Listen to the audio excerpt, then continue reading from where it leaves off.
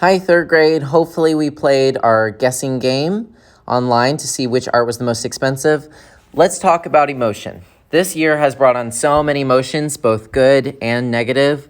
The coronavirus pandemic has changed everything, even the way we learn at school.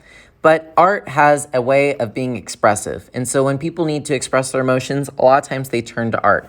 Not only can it change your emotions, but showing it to people and making them feel a certain way can be very gratifying. We're going to be trying something called experimental art.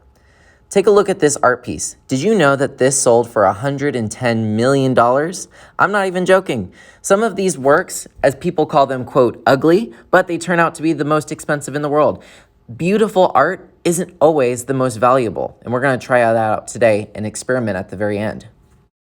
Alrighty, my friends, today you get to experiment with a little bit of tempera paint. That's going to be our printmaking ink. Just kidding, ink is very expensive, so we're just gonna pretend and use tempera paint. We have all sorts of different materials. You are welcome to try, hopefully up to 3. All right, guys, I'm going to show you the basics. I'm not gonna go into in-depth on what I want you to do. I want to leave it experimental. The reason is at the end of class, we're gonna take a little sticky note and we're gonna do an experiment.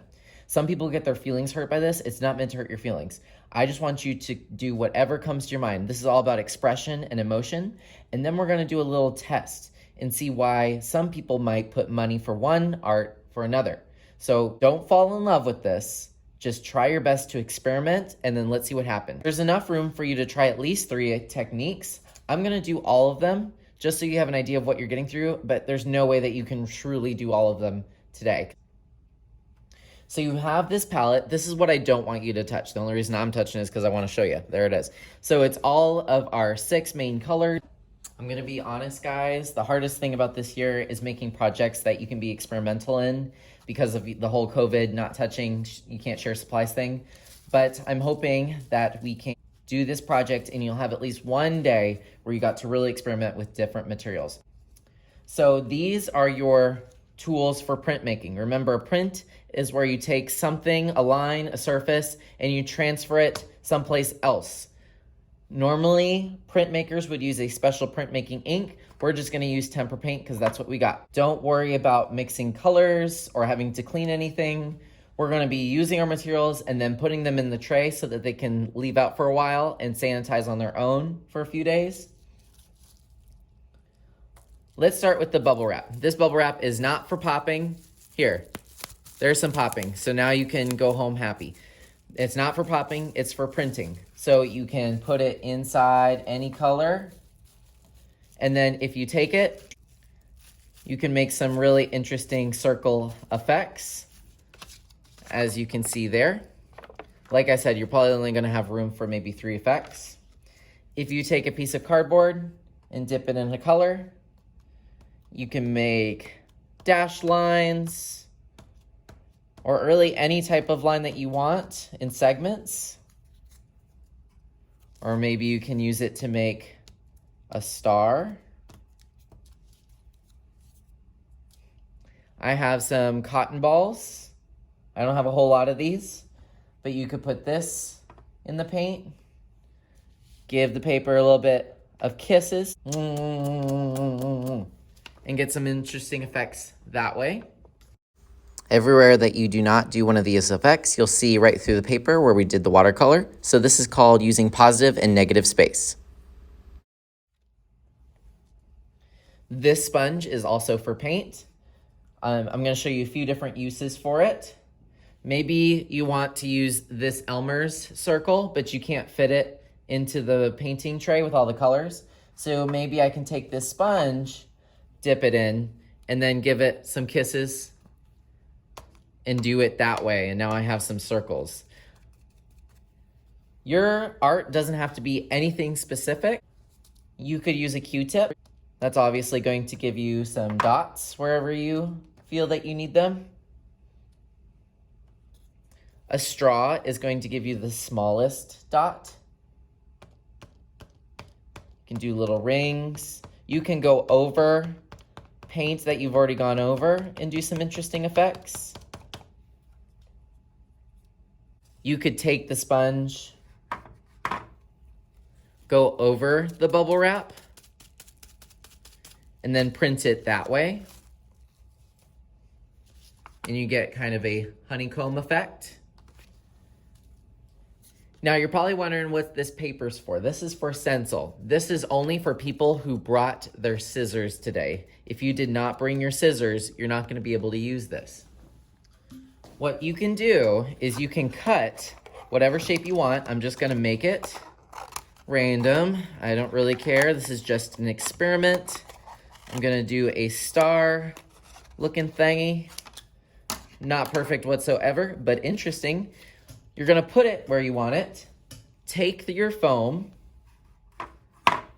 hold the stencil with a finger or two, and then give it some kisses around it. Notice I went on the table. You know what, today that is okay. Normally we'd use a placemat, but today it's okay because we're gonna clean up and do a little activity when we're done to see whose art we're going to buy today. So someone's gonna go home with $1 million.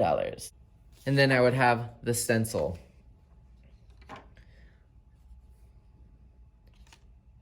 Like I said, feel free to experiment. No brushes allowed. If you're at home, you have plenty of ways that you can make some prints. Could it be a stencil? Does it have to be paint? Maybe you use crayon, maybe you use marker. I'm gonna add a few more details and I'll be right back.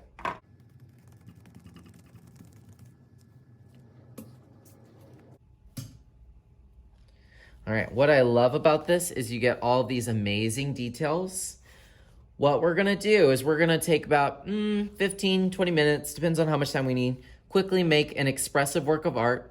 This time you're gonna leave it on the table, so don't put it away. Your hands are gonna be dirty.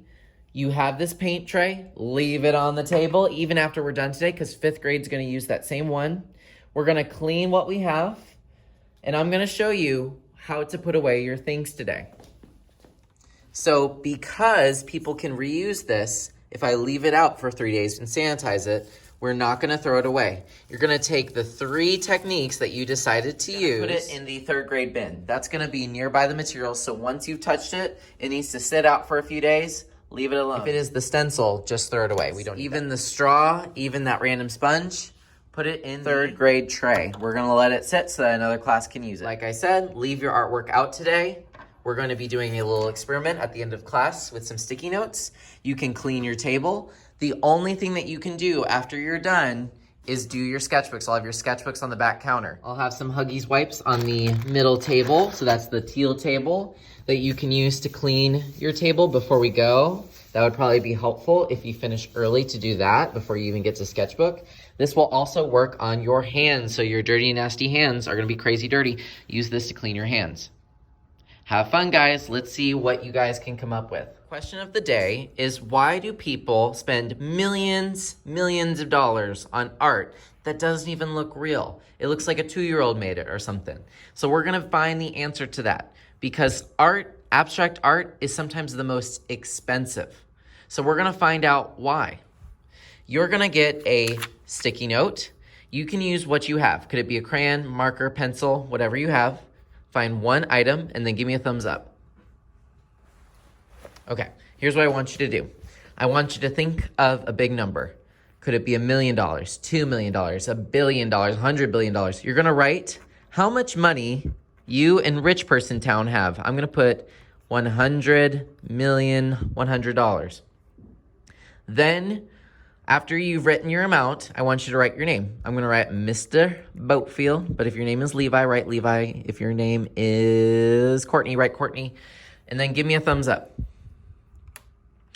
In a moment, what you guys are gonna do, and for this experiment to work, you're gonna have to be totally silent, and you are going to bid on an artwork. So when you bid on something at an auction, it means that you are willing to pay this amount of money to buy that artwork. So basically, this is how much you'd be paying for whatever artwork. That means you're gonna go through the class, you're gonna follow the green arrows silently.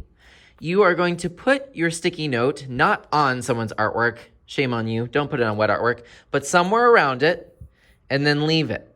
And then we're gonna see which piece of artwork has the most money. Now, guys, this is not about who has the best art. We're gonna figure out why people gave their money to one specific artwork. It could be their line types were interesting. It could be that they had a really great emphasis or really great ideas. So this is not something that will make you sad. If you don't get any bids, that's okay. We're just here to express ourselves. We had fun today. We didn't even know what this was going to look like. So you may like it, you may not. Someone may like it, someone may not. We all have different opinions about art. We're just doing an experiment so that we can understand why people pick the art that they do. Take your sticky note, walk around the room, look at every single person's art. Yes, do not bid until you have looked at every single person's art. Then, once you're ready, you can stick it. And then do not sit down yet. Just continue looking around the room. And I'll set a timer for about a minute or two. And then we will sit down and see how much we bidded on different artworks. Have fun.